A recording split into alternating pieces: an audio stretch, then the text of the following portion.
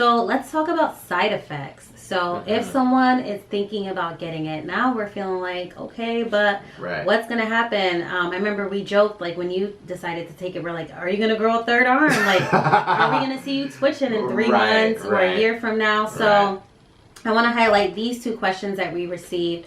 One person said, are there any adverse side effects? Is it likely that side effects can surface after a significant time period, like months or years? So yeah, we'll break that question up a little bit because a couple things I have to answer. So in terms of side effects, right? So, not severe side effects, that's a separate category. But the most common ones have been fatigue, headache, pain near the injection site, some joint pain, muscle aches. Very common symptoms that are associated when you get a vaccine. Some people may have even experienced them when you get a flu vaccine. Based on the data, you experience this more with the second dose. And I guess we can talk a little bit about that in a bit, about why you actually need a second dose. But it seems like most people have experienced those symptoms after the second dose, and it seems to be more that younger people experience that. But they're very, very mild. They seem to kind of went away after a short period of time. So in terms of like actually severe adverse events, amongst patients that were in the trial. So these are like events that result of like people having to be hospitalized with like serious like illness. The percentage was very low amongst both groups, less than 1%. So it wasn't even that it happened often. And the amount of like as serious adverse events was pretty much balanced between both groups. So, we really can't say that like there was one particular adverse event that was caused or that was associated with the vaccine. But in terms of long-term problems, we don't necessarily know that right now. Just because we're still, the trial, like I said, is still going on. It's going on for another 2 years. So as we continue to do that, we'll learn more information. But as of right now, we're not seeing any type of serious adverse events from the vaccine. And then in terms of deaths, so there were 2 deaths in the vaccine group, but like I was talking about before, the reasons of death aren't associated with the vaccine itself. One of them was from a heart attack, which that can happen, in the general population, and the other one was from atherosclerotic disease. What's that? Which is basically like hardening of like your vessels, usually due like to some plaque. Sometimes that can be like from buildup of like patients that have like elevated like cholesterol levels. But again, just because those patients die from that doesn't necessarily mean that the vaccine caused that to happen. I think that's an important distinction that we have to make. So we know there's been a lot of fake news of, us seeing stories of people, turning into zombies or dropping dead. And even some of the things about Bell's palsy. So I want to read this question that says, can you give your thoughts on the cerebral palsy side effects that have been reported? So we also, I think we think this person means Bell's palsy. So we all saw those pictures that went viral on the internet about 3 or 4 people who got Bell's palsy. Can you talk a little bit about that and the severe side effects that we've seen or heard of? Yeah, so we can talk about the Bell's palsy. So for those who don't know, Bell's palsy is a paralysis of your facial nerve. So that nerve controls a lot of your facial muscles. It can actually be pretty easily mistaken for a stroke. And so in the trial, they reported that that 4 patients out of the thousands of people that got the vaccine developed Bell's palsy. Now, that doesn't necessarily mean that the vaccine itself caused the Bell's palsy. And Bell's palsy in and of itself is actually, pretty common. Like, I probably treat it or have seen it like every couple months in the emergency department. And they said the amount of people that had Bell's palsy was pretty much about the same that you would expect in the general population. Like, it really wasn't that much different. So kind of think of it like this. So for example, let's say in that trial we noted 2 people had, one of them did actually die from a heart attack, but let's say 2 of them ended up developing diabetes. Now, is that to say that the vaccine caused them to develop diabetes? Probably not. It's just the fact that, while they're in the trial, there's a chance that they could develop other medical problems. It doesn't necessarily mean the vaccine in and of itself caused the issue. Now, so you're saying that just would have been a life thing that could have happened to them regardless. That was a pre-existing... It could, well, I'm not say pre-existing, but it's something that may have or was going to happen whether they took the vaccine or not. So, it's a little unclear that the vaccine itself caused it. Now, it's not something that they're taking lightly. They're still, like I said, the trial's still going on. It's going to be going on for 2 years. So they're still keeping a very close eye on it just to see what's going on. But for now, it doesn't really seem to be that Bell's palsy in and of itself is associated with getting this vaccine. Okay. And now that since we're on the topic of side effects or impacts, some of the questions that we have are related to fertility for women. Can you touch on that?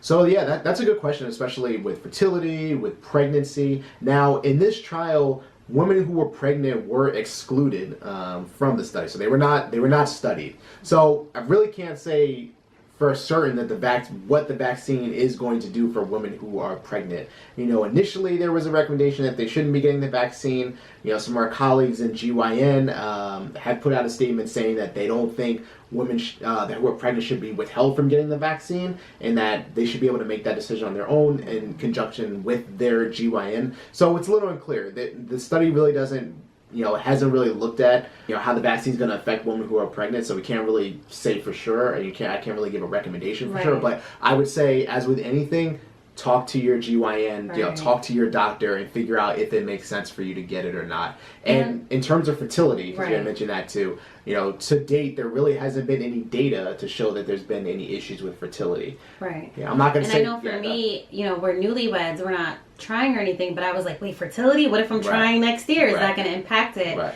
And then I was like, I'm not taking it. And then you're like, see, you're already not taking it based off of something you don't know. Right. But I think for a lot of people that is scary for us to not know. But I did see, and I wanted you to speak on it, that someone who was in the trial is actually pregnant now. So she wasn't pregnant when she entered in the trial. That's true. But that does give them a little data showing that it may not impact your ability to get pregnant. Right. Okay. And then we had a couple questions about children. So no one under the age of 16 were tried. So what does that mean for children getting the vaccine? So for now, they're actually looking at children right now. So it's something that they are going to take a look at. So for now, they're not recommending that children end up being vaccinated. But the hope is, from a lot of different experts, the hope is that they can have enough data to say that it is safe in children, and that hopefully they can get children vaccinated by the next school year. It's not a given, but just from hearing from a couple different experts, that seems to be what the ultimate goal is. Okay. And then we got a question about EpiPens. So what about folks that have severe allergies and hold EpiPens? Right. So that comes from the United Kingdom recently started giving their vaccinations, and two of the recipients there did develop an allergic reaction. Now, they did have a history of allergic reaction. They did have an EpiPen on them. They're doing fine. They were treated, and they're doing just fine. But based off of that, in the UK, they were advising that patients who did have a history of severe allergic reactions to either vaccines or they get any type of injection to avoid getting it. Now, there has been some recommendation from the CDC that they necessarily shouldn't be held from getting the vaccine, and that again, like I mentioned, it should be done in conjunction with the doctor. They should have an observation period. So they're still kind of monitoring that. But again, like I said, with a lot of these decisions, if you're unsure, talk to your doctor about it, see if it makes sense. Now, this kind of warning is not for people that have allergies, like a food allergy or pollen or things like that. It's more so you having a previous allergies like a vaccine or some type of medication or any of the ingredients themselves that are in the vaccine. But again, talk to your doctor first if you have concerns. Okay. Now let's dig into probably, one of the hottest topics is concerns of people of color, especially the Black community. And there's a lot of fear. I'm going to put up these two questions. Someone said, other than the lack of information, why do you think so many people or so many Black people are hesitant or against getting the COVID vaccine? How can we change this? And then someone else said, we heard that New Jersey's starting it in Newark to basically take our people out. So, talk a little bit about that. Why are our Black community so skeptical about this? I think that question is that you could spend a whole loaded. I think you could spend months talking about it. Just kind of my initial thoughts are, I think that 2020 has been definitely a rough year for everybody, but especially for people of color and specifically Black people. It's been a trying year between, all the unrest, the social injustice issues. Black Lives Matter. Yeah, exactly. That's made, Black people feel, very uncomfortable and very untrusting of, the government. And, I think in general, there has been some issues because we haven't always received a very clear answer, you know, in terms of guidelines about how we combat this thing. First, you know, we, you know, had recommended masks and social distancing, and then we heard different that, like, you know, we're getting things better, and we kind of scale stuff back, and then we need to scale forward. So it just wasn't a very, like, clear message. And it's got people asking questions, got people confused, and that's, you know, understandably so. Yes, and I was going to say, similar to what you're saying, I think because it's been so highly politicized, so based on leadership and how this was addressed and then how it became so political, I think, you know, the communities of color are hesitant on that. But then what about the historical roots? Because I've heard, Tuskegee. Right. You know, why should we take it, you know, with, look what happened to us with Tuskegee and how they tested us. So let's talk about Tuskegee. Let's talk about these, you know, issues, because I feel like some people do mention it, but I think not everyone understands the context of, like, why that distrust exists. So let's talk about that, right? So Tuskegee, you know, that was a whole set of experiments focused on syphilis. And basically what the main issue was is they were looking at black men and watching them develop syphilis, and instead of treating them, because they didn't have penicillin at the time, they withheld treatment and basically let the disease run its course. And it's deadly, just to kind of see how it actually progresses. And that's, let me just, unethical, you know, was not acceptable, was flat out wrong. And when you reminded me of that, because I forgot the piece that it was actually black people who didn't receive it. And I was thinking, Tuskegee, they tried to give us the stuff on that and test us on that, when the whole thing was we weren't even given it. And that was the study. And I think people get that piece confused. But what about the other piece of black people who, you know, a lot of black people talked about, what about the other, you know, illnesses our communities are facing? And so why is this something that black people are being encouraged to take now when we are dealing with sickle cell, with heart disease, with HIV/AIDS? Well, you know, let's talk about that too. I mean, you know, black people are at risk for a lot of different comorbidities that can be associated with developing severe COVID disease. So we're talking about, like, obesity, we're talking about heart disease, and black people are at high risk for that. And as a result, they're at high risk for developing, like, severe COVID symptoms, being hospitalized, dying. So that's why it's even a bigger issue that we really need to talk about this, you know, vaccine, because, you know, let's be honest, like, our people are at the highest risk of dying from COVID, you know, because we, you know, have very, we are at risk for a lot of these comorbidities. So I think that's why it's important that we really take an honest look at this vaccine and ask ourselves, you know, weigh a little bit of the risks and benefits. You know, do I want to risk potentially getting COVID and having, you know, a very bad outcome for it, versus, you know, taking a look at this vaccine that really hasn't demonstrated much serious side effects at all, and potentially have some immunity from COVID. Right. And that's how you came to your decision.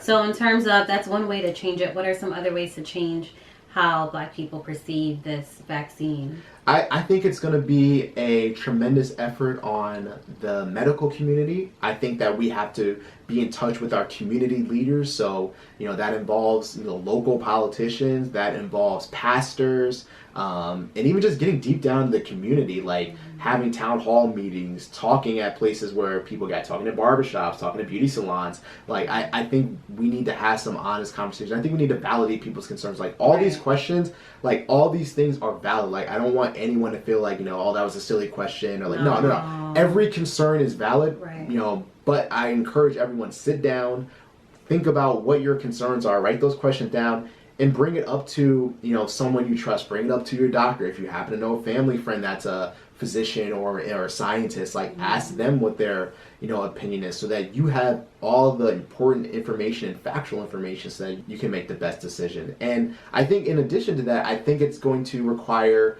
you know, definitely from our federal government, a very clear, succinct message on what we need to do to beat this thing. I think it's going to require a lot of, you know, some assistance from even, like, people that have a lot of influence. So part of that is being, like, celebrities. So, you know, the entertainment industry plays a big part in what, you know, people listen to. And I think, I mean, hey, we have all had our time to joke, and we've seen the memes and stuff, because, hey, I, like everybody else, I like everybody else. I, in addition to reading the articles, learn the science, I read TMZ. I read the Shade Room, because I want to know what other people are thinking. And, you know, we've had our time with the jokes that, hey, we've all had a chuckle, including other doctors, on the memes about us turning into zombies and stuff. But now is the time to cut that out because you know what, this is serious. Like people are literally dying every single day. Even just last night alone, I saw 3 very sick COVID patients. Like this is serious. So now's the time to stop with all the jokes, including, you know, some celebrities as well, and get on board, get the information, and if you're, you know, for it, use your platform to promote getting vaccinated. Right. And not only promote getting vaccinated, but promote receiving the right information. Because correct, yes. I'm constantly, especially in the African community, being forwarded videos of people who are, you know, confidently saying, don't do the vaccine, it's going to make you turn into this. And they're not backing it up with anything, but we see it in our community and then we continue to share it as if it's factual when it's not. So, you know, I think that's just something very important to make sure that within your community, you're sending your folks factual information that you're seeing that's backed by the CDC or, you know, by your physician, by the FDA. Yes. So definitely want to touch on that. So as you mentioned before, there's Pfizer has been approved, but there's Moderna, and I think there was a third one. So someone asked, which vaccine will you take? And how do you know which one to take for them? How would they know? So that's a good question. So the only one that's approved right now for emergency use is Pfizer. So Pfizer was the one that I took because it's available. Moderna is well on the way to getting approved as well, hopefully within the coming weeks. And, you know, someone asked this question to actually Dr. Fauci, and I thought he gave a really good answer. I don't think you necessarily need to, like, choose one versus the other, so to speak. Based on their studies, they're both, like, very good. So, you know, I can't really say that I would personally, like, choose one versus the other. So while I'm on that, someone actually asked me about the cost, which is that's a really good question. So in terms of the cost, it is free. It is paid for. You know, they did say that. Do you have to use your insurance? So that's a good question. So, you know, I did see that depending upon if, I guess, the site where you are going to get it, like they may charge a fee just for giving it, but that should be covered with insurance. And if you don't have insurance, it's supposed to be covered by the government. From my understanding. Yeah. My face when you said, I'm like. Yeah, I was like, let me get it out. Yeah. It should be covered. Don't be charging my people. It should be covered. I mean, this is a pandemic. It's an emergency, so we shouldn't be limited. You know, you shouldn't have to worry about whether you can afford potentially life-saving treatment. You said it a little earlier, but I want to make sure we get to this person's question. It says, will it be mandatory? And it's also really asking, will it be mandatory for healthcare workers? That's a really good question. So I think the answer is we don't really know yet. You know, if you're asking if certain vaccines, you know, are mandatory, yes. You know, if you have children, you know, there are certain vaccines that you have to get for children that enroll in school. For healthcare workers, we're required to get the flu vaccine once a year. I think it's a little early to talk about that, just because, you know, we're still learning so much, and, you know, people are still trying to digest all the information. So I don't anticipate that they would be making it mandatory, at least anytime soon. Right, got it. Thank you. I think this was so helpful, and I do want to say that some of the things that were submitted were just appreciation posts. So one person said, thank you for posting this and being proactive. Appreciate you and your wife. Oh, thank you, girl, for doing that. So, you know, just thank you so much, babe, for, you know, putting yourself out there. We usually don't really talk medicine too much. So thank you for really taking the time to help us become a little bit more educated and then make the best informed decision for yourself and your family based on what you learned. And hopefully the knowledge doesn't stop here for folks. Hopefully, you know, you continue to go and continue to read, especially as information comes out. Because it's not going to be offered to at least us, the general population, for a while. Maybe I should go into that a little bit. So how it's going to roll out, right? So, because that's another question that people have asked, like, well, this is great. The first couple of days is great. So when is it my turn? If you know, if I'm, you know, interested and I really want to do it. So first group is going to be healthcare workers. It's going to be people that work in like long-term healthcare facilities, like nursing homes, and then it's going to start going to like essential workers, right? So that's the people that work in like in delivery services, people that work, you know, teachers, people that are work in grocery stores, things like that. And then, and it's also going to go to people with significant comorbidities in the elderly as well.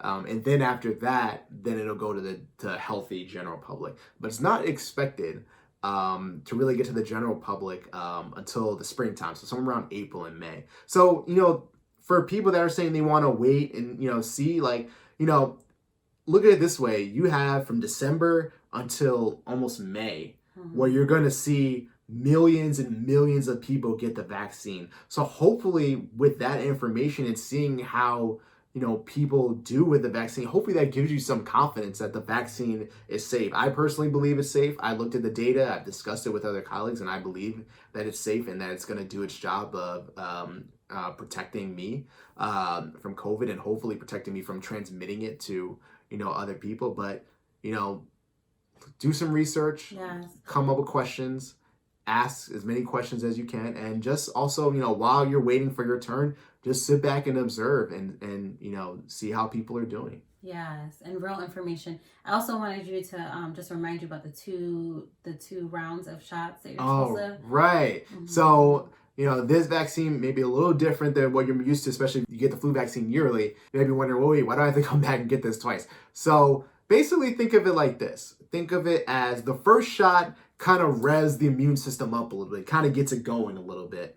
And then you need another shot to kind of really just boost it up to that next level. So I feel like that's probably the easiest way to do it, because just giving the one dose is not enough, that it needs like 2 doses. So basically you come back in about 21 days to get your second vaccine. Now, in terms of immunity and what you need to do afterwards, I think we should touch a little bit about that. So they're estimating that it can take anywhere from like a week to 10 days after you get the second shot for you to actually start developing like antibodies. Now, the trial is still going on.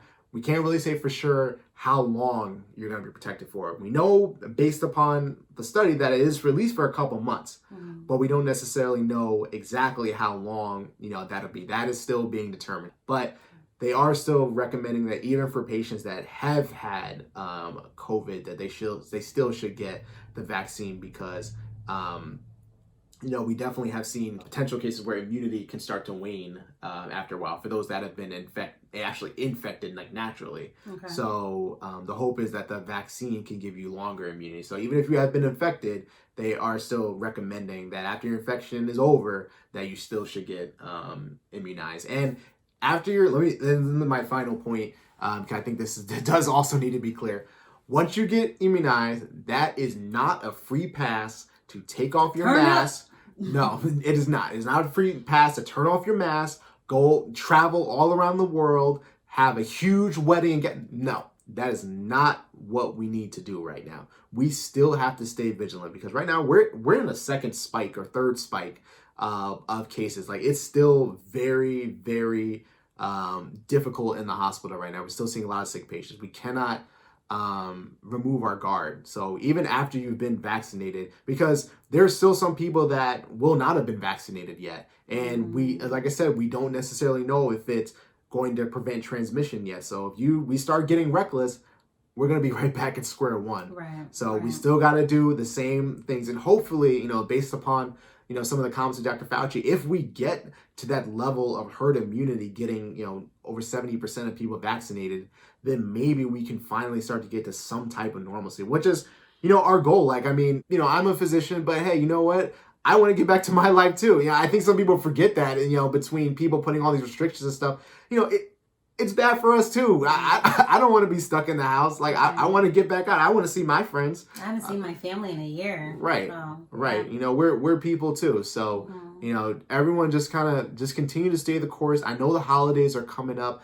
Please, please, please limit it to just your household if you can. We don't even really know the full extent of like the Thanksgiving holiday. We're starting to see that come trickle in, and it's bad because people did have gatherings, and now you're seeing the result of that, and we don't want to go through this again. So please, during the holidays, I know it's Christmas, I know it's a time for families, but please, at least for this Christmas, do your best just to keep it within your family, avoid being around large groups, wear your mask, socially distant. Yes, please, and keep the prayers going, and there's different ways to love on each other, and this is a form of love with playing your part and staying inside, wearing your mask. But let us know, comment below if you want Dr. Farmer to come back after 21 days when he gets the booster. Yes. If you guys want him to talk a little bit more about what he's learning, what that was like, definitely comment below if this was helpful. And subscribe if you want to see more videos, not necessarily like this, but more videos of my channel and how and the things that I do and the things that we're doing in our lives. So thank you so much for watching. Stay safe, everyone. Stay safe. Peace. Mask up. It makes me feel a little more comfortable that I'm not going to bring it home to my family. That's probably my greatest concern. You're part of something way bigger. You're part of something way bigger.